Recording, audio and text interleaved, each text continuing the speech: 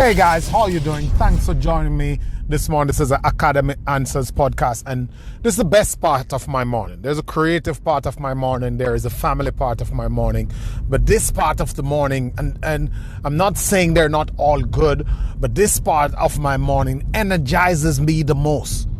It is fulfilling to wake up and see my wife and to see my son, but and to see the day. But in terms of energy, in terms of being pumped up, like just going into like blast mode, this part of the morning is like my cold shower, like my meditation, something that's so powerful and energizes me, because that's what I'm called to do. It comes from my deeper core. It comes from my spirit, from my gut, to serve, to communicate, to connect with the people who connect with me, who are my people, because we all have our people, our set of people, our tribe, if you want to call it that word. And it is so energizing and reinvigorating to wake up and do that every morning. So welcome, guys. It's always a pleasure, and you know I am right here to answer, to talk to you, to discuss, to agree, to disagree, to have a regular human relationship and regular human conversations on anything that you think might be important to you or you want to pick my brains on. Because a lot of times we're not really seeking advice per se, we're just seeking validation for our own opinions, or maybe we're trying to fit the pieces together that will ultimately bring us to a decision. So you're picking my brain, you're listening to something else, you're twining your own experiences with it, and you're coming up with something. I'm not necessarily here, or Tony Robbins, or Grant Cardone, or Gary Vee, or your mother, or your boss, or your lawyer. They're not necessarily there to give you a one-shot answer, one-shot advice. They're there to help you shine light, give different perspectives, so you in your own head and in your own situation can have those bits of information that you need to make the right decision, to do what you want to do, because ultimately that's what you will do. But remember that everything you are doing is as a result of the input that have come to you over the years. No matter how you believe, yeah, I came up with this. No. All that stuff is a product of the raw material. So I am one of that raw material coming into your consciousness to help you to make better decisions. And just like how they taught school, you did some math, you did some biology, you did some history, and all that stuff kind of shape how you think and decide and move. I am one of that voice that comes in to help you. So maybe something I say is there in your consciousness because you actually listen to me, and it helps you to do something that you want to do, some decision that you want to make. Because one of the biggest mistakes anybody can make, and I'll just explain this before I go into answering the question today, which is a very exciting question. I can't wait to get into it. It's about productivity, and it is so close to my heart. But one of the biggest mistake you can actually make is waiting to be prepared when the opportunity arises. I think it was I remember if it was Warren Buffett who said that when the opportunity arrives, it will be too late to prepare. So it's the same thing with the information you feed your mind.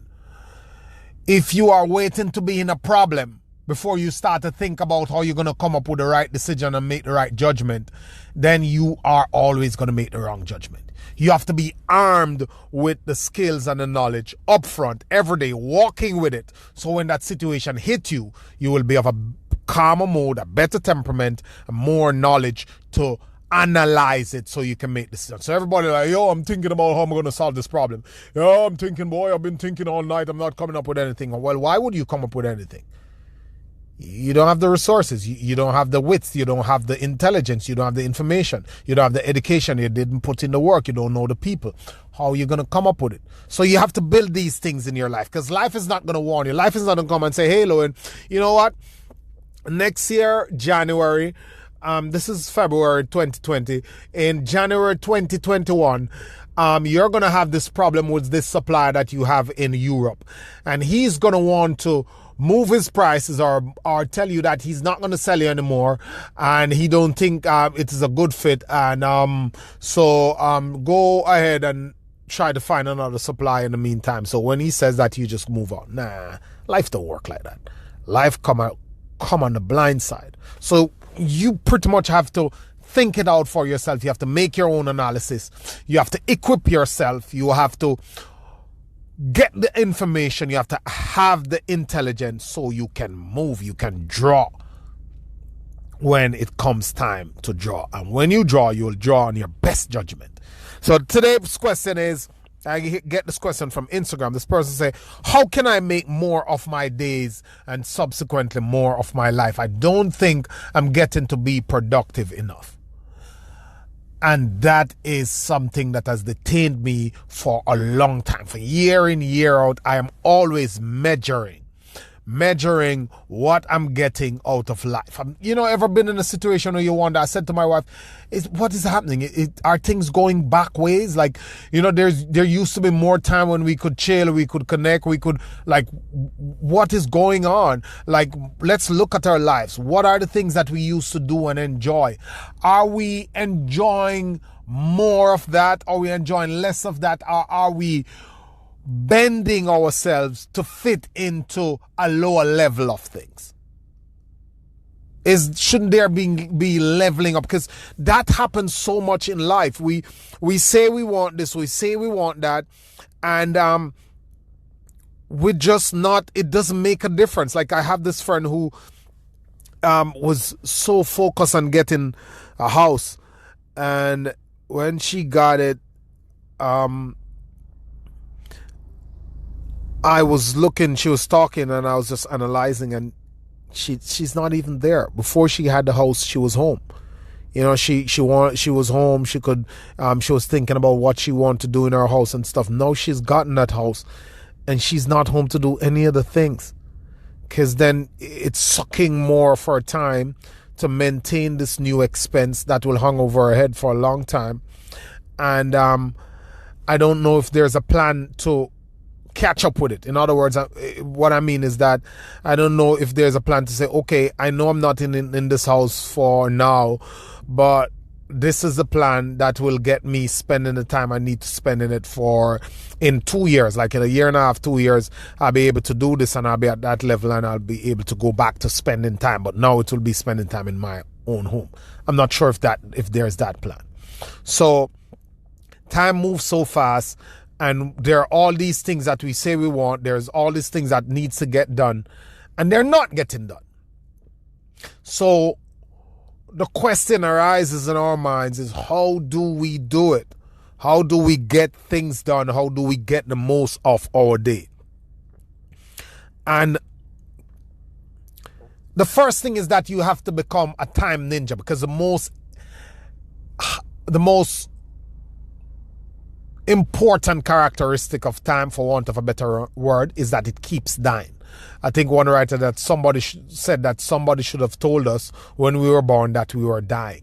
And the other guy says that that little dash between your birthday and your death, the day you die, on your tombstone, that little dash represents how short life is.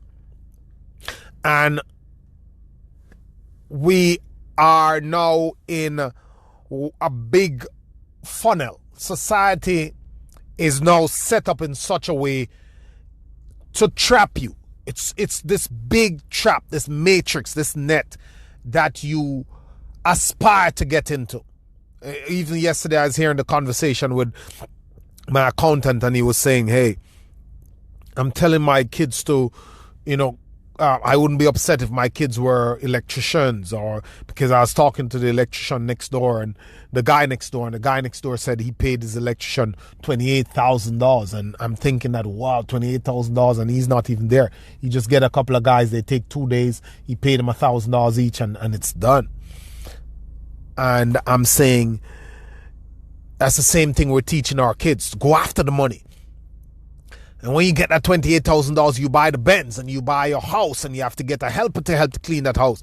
And then you have to tussle with what the helper did wrong and what they didn't do wrong. And then you have to go get another $28,000 because you have to maintain the helper, maintain this big house, maintain this fancy car. And you have to go to dinner at the right places, and you have to wear the right clothes. And it's all a trap. And before you know it, you have piles and piles of things that you have to maintain, because what you own start to own you. Everything you own owns you. So you have a child, you have a wife, you have a house, all those things own you. You say you own them, they own you too, because you have to keep up with them. You have to keep up with the bills, you have to keep up with the maintenance, you have to use time to do this, to do that, to spend time to do there. Everything that you own owns you. And the more things own you is the less you will be able to do with your time in terms of what you really truly enjoy doing. So the first thing is that you have to become a time ninja in your current situation. As it is right now, you don't have enough time. You have work, you have errands, you have family, you have all these things to do. The first thing you have to do is to become a time ninja. What do I mean by that? You have to be aggressive with your time. You have to squeeze everything out of your time. When you are driving, for example, turn off the stupid nonsense radio unless you're unwinding with some music. Turn it off and turn your car into a university, a mobile university. Use that time to learn. If you do menial jobs, or if you do a job where you're alone and you're not interacting with customers and you can listen to what you want to listen to, you have your headphones in or you have your radio there, put it on something that is powerful, that you're learning. You're painting and you're by yourself painting this huge place. You're there for weeks on, weeks out. Put your YouTube on, listen to other painters, pay for the painting course, listen to them, listen for the construction course. Or maybe you don't want to be that, you want to be an interior decorator. Watch those channels, listen to them, learn. Use the time to do more than one thing. It's not your hands, it's your ears, and feed your mind that stuff. Be a time ninja. When you're in the bathroom, when you're cooking, when you're doing dishes, compress your learning time there. Then you start to block time to do stuff. So the first thing, you have to be a time ninja. You have to compress the stuff. You have to compress the time and do as much as you can in the time that you have on your hands. Then you have to set up blocks of time. What gets scheduled gets done. You don't schedule it, it don't get done. Don't say, yeah, next week I'm planning to do X next. Get your notebook, get your pen, and write what you have to do. Put times beside them, put dates beside them. Know that Monday at X time I do this, Tuesday at X time I do that, Wednesday at X time I do that. And you go over it, you make sure that you are following this. Kick yourself in the butt when you are going off course. Block the time, your reading time, your learning time, your work time, your family time. Block it and do it. You have to become systematic in the way you look at your time. Otherwise, it will slip right by you. Ever been to a place for the first time and it took you forever to get there? And then when you're coming back, you're like, oh, I can't believe I got back already. Because once you have seen and you have done the stretch, then it becomes shorter. And the next time you go, it will seem shorter. And the next time you go, it will seem shorter. And it's just become so short. That's why people travel for like 30, 40 miles to work. And they say, no, it's not far. Because they have done it so many times, it becomes normal for them. That's life too. When you have seen more years, like when you were young, the years seems like they couldn't go up. Because you've not seen enough. You have not been through these things a lot. Now, when you start to get further on into age, they seem like they disappear. And so does your goals, and so does the targets you have for yourself. People are, oh, I'm so depressed. I have so many targets last year and I never hit them. Every target that I have last year that I never hit, I knew why I never hit them. I know right now why it didn't happen. Because I know the block of time that I set for it, and I can tell you what happened in that block of time. For example, my hardcover book was supposed to come out last year. I chose to use the summer to write it. I'm like, okay, I'll write it in summertime, this time, that time. Summertime, drained. all summer. My energy was down. The heat was kicking my butt. I could not deliver. I could not be productive in the mornings when I'm at my best. I just couldn't wake up. And then family had me. My wife likes summer, so she have 1,000 things lined up to do. That takes me to 10 o'clock, 11 o'clock at night on the road. Because in New York, the sun doesn't go down until 8 o'clock in the summertime, 9 o'clock. It's still bright outside. So there's 1,000 things to do. So I'm drained on top of it. Plus I'm going to my bed late. I couldn't do it. I didn't deliver on that goal. Unless you block the time, you're not going to know what is happening and when what's supposed to happen. And because of how the whole society with social media and things to do and advertising that gets you captured and all the friends that have you doing different things is so structured and trapping, for want of a better word, is if you don't choose your days and your schedule, it will be chosen for you. If you don't choose what you're going to do when you leave work in the evenings, something will fit right in. A Netflix movie, some distraction, somebody with a problem calling, something on the news, some gossip, something, some issue that needs to be sorted. Somebody just call your phone. You pick up your phone. You're not your reading time, but you say, okay, I'm going to read. You don't have any time set aside, and something the phone ring.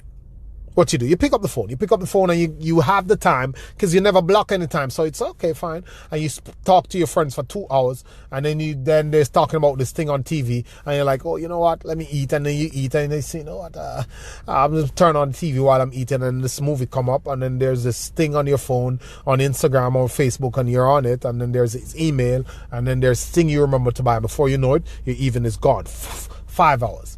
You go to bed and you repeat that. 5 hours every week, 35 hours. For the whole year, 4 times 35, 4 3 is 12, 40, 140 week, month, 280 hours, 480, 500 hours a month. For the year, 1,000 hours. 1,000, that's not 1,560. 1,000 hours or some crap like that. I don't know, 6,000 hours. Forgive my maths. So your time will be sucked away from you if you're not planning what to do with your time. What gets scheduled gets done. The next thing you have to do, you have to identify what it is that you have to do. What it is that I have to do, that I need to get done. And then that's what you put on your schedule. And no doubt, many things, as I've said before, are going to come to distract you. You have to remove the distractions from your life. That's my third point. The distractions have to be removed from your life. The way to remove the distractions is to simplify your life. Audit it, simplify it. Cut some of the stuff, bulk some of the stuff. If you're going on the road on a Saturday to do X, do all of it. If you're going on a Tuesday evening, put as much things in that evening. If the evening is going to get crashed, crash it and be over with it.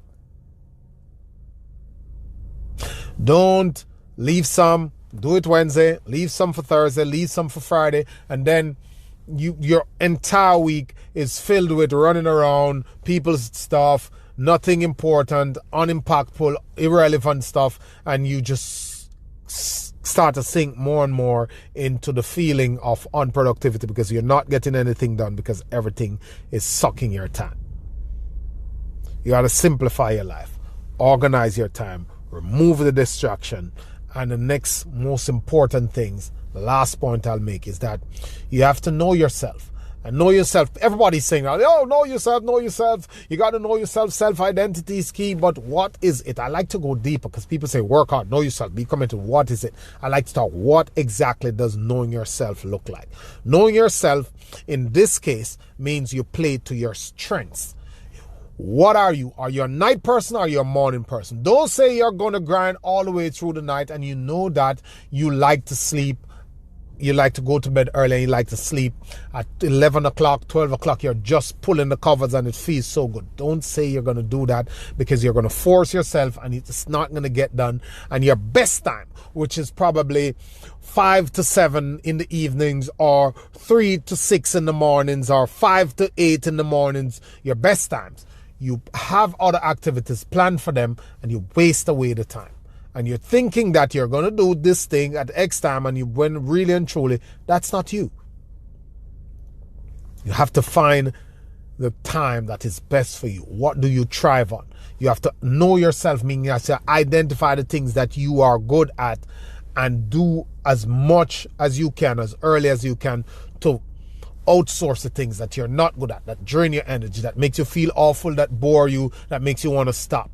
Try to push those away from you and automate them, contract them out, so that you can focus more on what you want to do and do more of what you want to do, because that will energize you. You'll become more creative. You'll become more skilled in that area. Do what is uniquely you, what energizes you, your strengths. Play up to your strengths. Don't worry about I'm working on my weaknesses. As far as business is concerned, you don't need to work on your weaknesses. You try to find a way to automate it, or to contract it out, freelance it out, give somebody to do, gig it out, so you can focus on what is important. One of the most successful surgeons of all times, his operating theater is set up in a way where everything is prepared, everything is fixed, everything is done. the person is opened, or if they're doing open stuff, and he just come in and fix the hard thing that he's fixing, and he leaves. He does sew up. He's not there for that. He just do the exact thing, and then he has a team of experts who finishes it up. You have to tunnel vision, buckle down, focus down, niche down on the exact thing that you are good at, your strengths. Play to your strength of time, play to your strength of work, and do that. When are you best? What are you best at?